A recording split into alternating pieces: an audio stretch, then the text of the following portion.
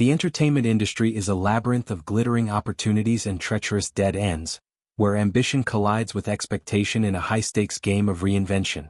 Few stories encapsulate this tension as vividly as that of Taylor Momsen, the once enigmatic teen idol from Gossip Girl who traded the opulent Upper East Side for the raw, electric pulse of rock and roll. At 32, Momsen, frontwoman of the Pretty Reckless, reflects on her risky career switch, not as a gamble lost, but as a defiant reclamation of self. In a candid revelation on the Call Her Daddy podcast, she peeled back the layers of that pivotal decision, exposing the contractual shackles, the internal turmoil, and the unyielding passion that propelled her from scripted drama to screaming anthems under stage lights.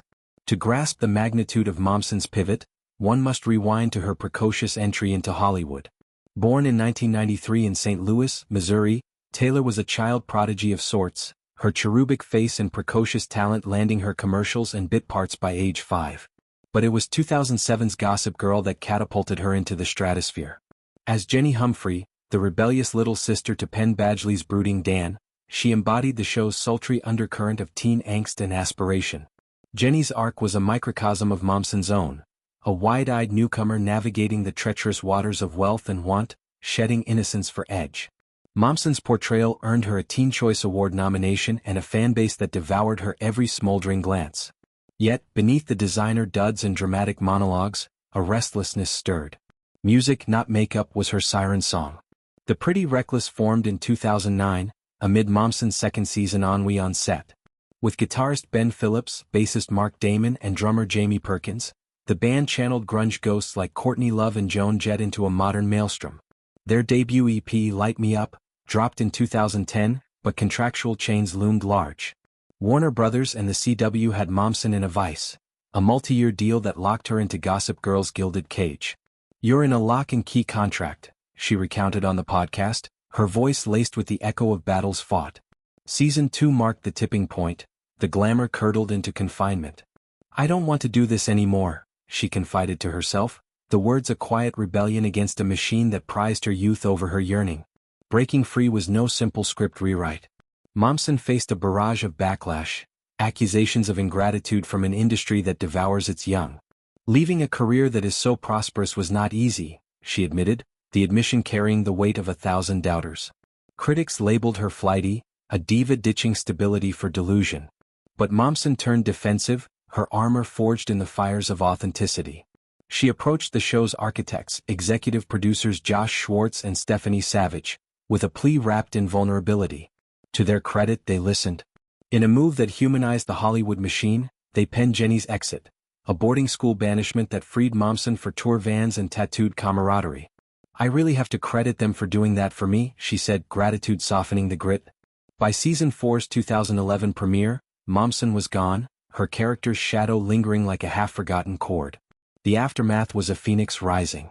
The Pretty Reckless full-length debut, Light Me Up, hit in 2010, but it was 2012's Going to Hell that solidified their snarling legacy. Tracks like Heaven Knows blended Momsen's haunting vocals with blistering riffs, earning platinum certification and opening slots for legends like Evanescence and Marilyn Manson. Momsen's evolution was visceral. The doe-eyed ingenue morphed into a leather-clad vixen, her eyeliner a war paint against conformity. Albums followed, Who You Selling To 2016, Death by Rock and Roll 2021, each a testament to resilience. The latter, born from personal tempests including Ben Phillips's near-fatal overdose, pulsed with raw catharsis. Momsen's lyrics, laced with themes of loss and liberation, resonated as anthems for the disillusioned. This switch wasn't mere caprice, it was a philosophical stand. Momsen has long decried the commodification of youth in media, her Gossip Girl tenure a case study in exploitation. In interviews, she rails against the pedestal placed under child stars, where artistry bends to agenda. Music, for her, is sanctuary, a realm where vulnerability isn't vulnerability but velocity. On stage, she commands with a ferocity that Gossip Girl soundstages could never contain. Her voice, a smoky contralto, cuts through distortion like a confession booth.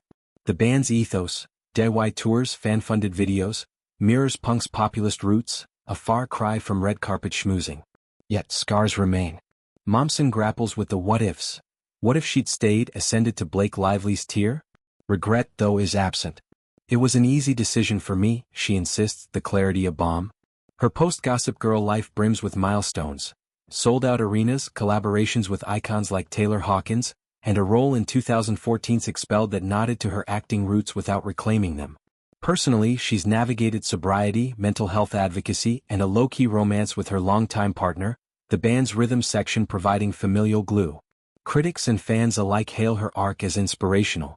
In an era of TikTok teens chasing virality, Momsen's story preaches patience and pursuit. Call Her Daddy host Alex Cooper probed the risk, eliciting Momsen's retort, "Risk is stasis, not stride." The podcast episode, dropping amid the Pretty Reckless 2025 tour hype, reignited discourse on work-life alchemy. Swifties and stans draw parallels to Taylor Swift's genre hops, but Momsen's is grittier, less calculated, a gut punch over a chess move. As 2025 unfolds, Momsen eyes new horizons. A potential solo acoustic project, philanthropy via music education nonprofits, and perhaps a memoir dissecting fame's facade. Her legacy? Not Jenny Humphrey's ghost, but a rock siren who bet on herself and won. In a world that scripts our switches, Taylor Momsen improvised, and the encore is deafening.